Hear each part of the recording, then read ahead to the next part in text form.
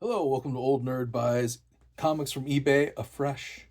Yes, Afresh, synonymous with the word again, because that's what I did. I bought comics from eBay again. This time I bought a 46 issue lot, Marvel miniseries 46 issue lot. And it's just a mix of early mid 80s Marvel miniseries, all in really very fine to near mint condition. I think I paid $56 total for this with shipping and tax. It came out to 56 bucks, which equals about $1.20 a comic, which is really good because probably a bunch of these are going to go down into my old nerd store in the comic book box. $4 a piece, buy four, get one free. That's how I sell them down there at my store. So that's a good price differential. But this is one of those lots where it's not consistent. So there's in the early 80s, mid 80s, Marvel did all these 4-issue limited series. They were almost every single one they did was 4 issues. And a lot of these lots, or a lot of these miniseries, these copies in here, they're missing an issue or two from being a complete miniseries, which is kind of frustrating, but it's a lot of good stuff anyway. You'll see. We'll go through them here. Anyway, here's Cloak and Dagger number 4. I think this is this the first miniseries or the second? It's Bill Mantlo and Rick Leonardi. This is when Rick Leonardi's artwork was awesome. Plus, you've got Terry Austin doing the inks on it. And this is some of the greatest artwork. So this is 1984. This is volume 1. So this must be their first limited series. And there's a bunch of Damage Control. I remember having a copy of Damage Control in my collection when I was a kid, because this would have come out when I was like really at the peak of my collecting. Damage Control, the first series. I think there were 2 or 3 limited series. Yeah, so you demanded it. Number 3 in a new 4-issue limited series. So this is the second. This would be the second miniseries. And then I'd have to. So there's number 2, number 1. And then this is the fourth issue of the first series. Second one. Now, I don't know if this is the first series, 92. No, this would be a later series, I think. Acts of Vengeance. So I'm guessing it's, see what I mean? 2, 4. Oh no, that's 2 copies of number 4. Inferno in this one, Acts of Vengeance. I think Inferno came first and Acts of Vengeance was the next year, maybe. So this is probably the second limited series. So you see, that's all the Damage Control that came in this lot. And it's just kind of a mix of all, like, I think 3 different limited series. Which is a little frustrating, but still, it's fine because, like I said, they're good copies. They're the kind of stuff I like to sell in my store.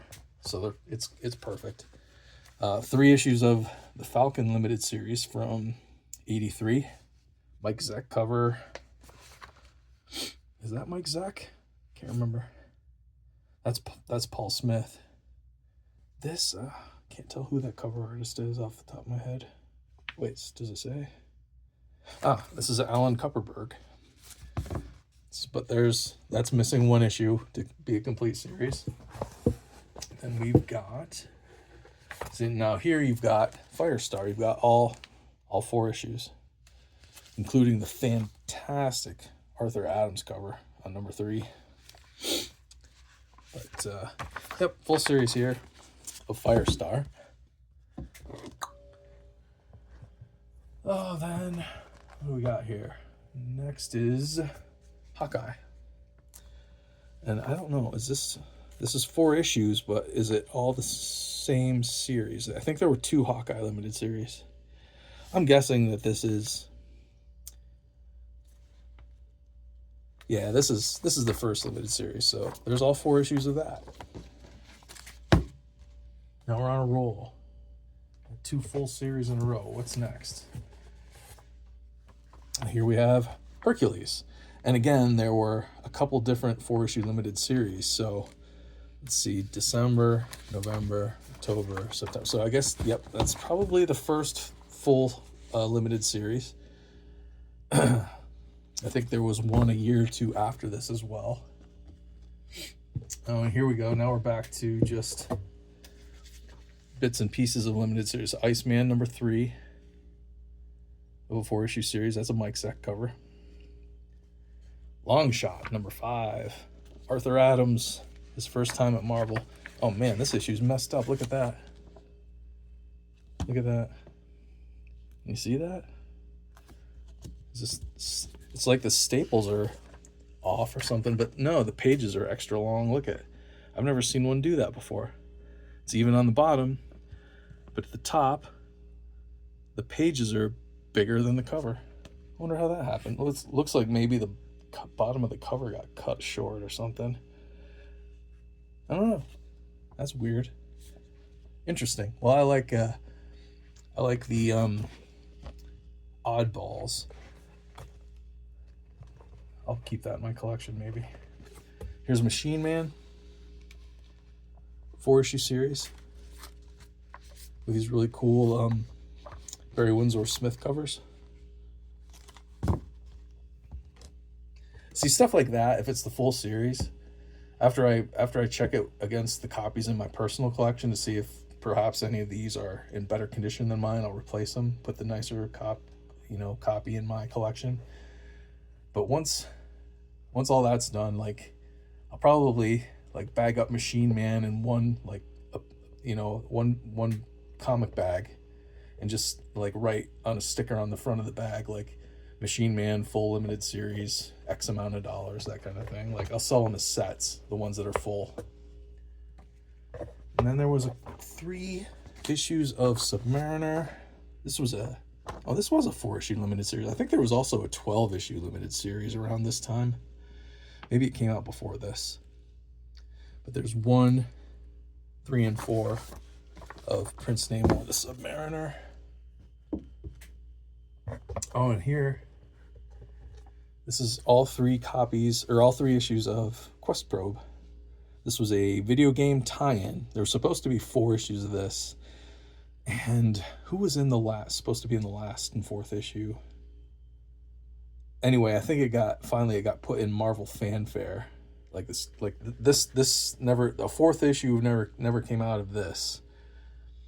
But the story that was supposed to go in the 4th issue, I think, was finally added to Marvel Fanfare. And I think, actually, now that I think about it, I think it was the X-Men. It was a Quest Probe story involving the X-Men. Showed up in Marvel Fanfare. Oh, here's another single. Just copy number is issue 11 of Secret Wars. A little beat up on the side. The spine's a little... Got a lot of color break ticks, folds. The Thing. This was a limited series from, what year was this? 92? Can't read it. I think it says 92.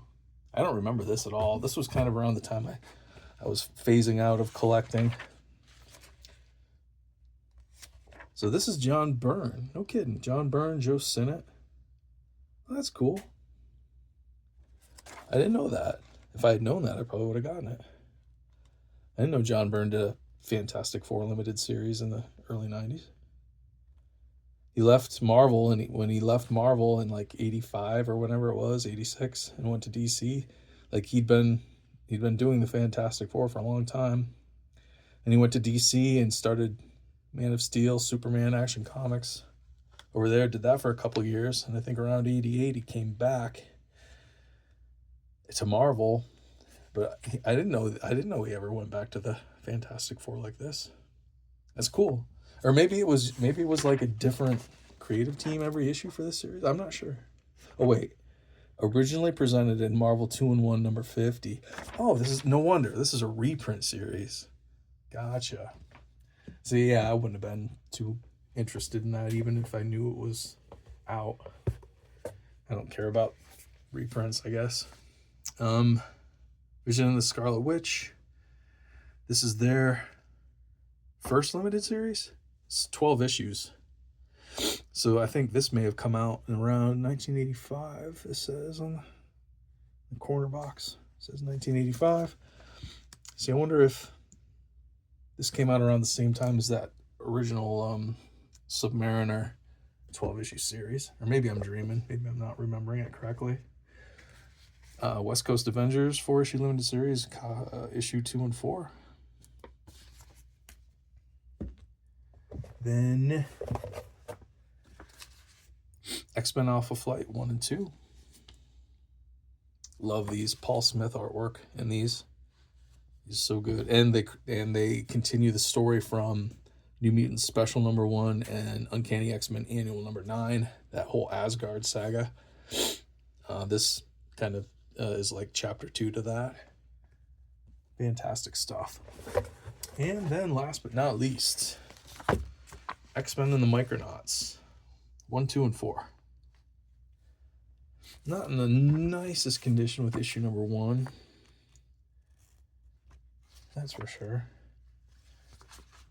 And that's probably like how this lot got put together. Probably the seller was kind of doing what I do, like keeping the good copies that he had and the poorer copies or the stuff that he had too many copies of, like just all in the slot. And yeah, it only had like a $45 price tag on it. And like I said, by the time shipping and tax, $56 total, $1.20 a book that way. So I can put them in my store and make a little bit of profit off them. It's more fun than anything else for me. It's cool to actually sell some of this stuff, but it's more that it's sold to me than like I made a couple of bucks. It's just fun. But anyway, those are that's one auction on eBay, 46 issue lot. Tell me what you think. Comment down below. If you like this kind of video, subscribe. And if you would, give me a like or even share it. I appreciate you watching, and I'll see you for another one later. Bye.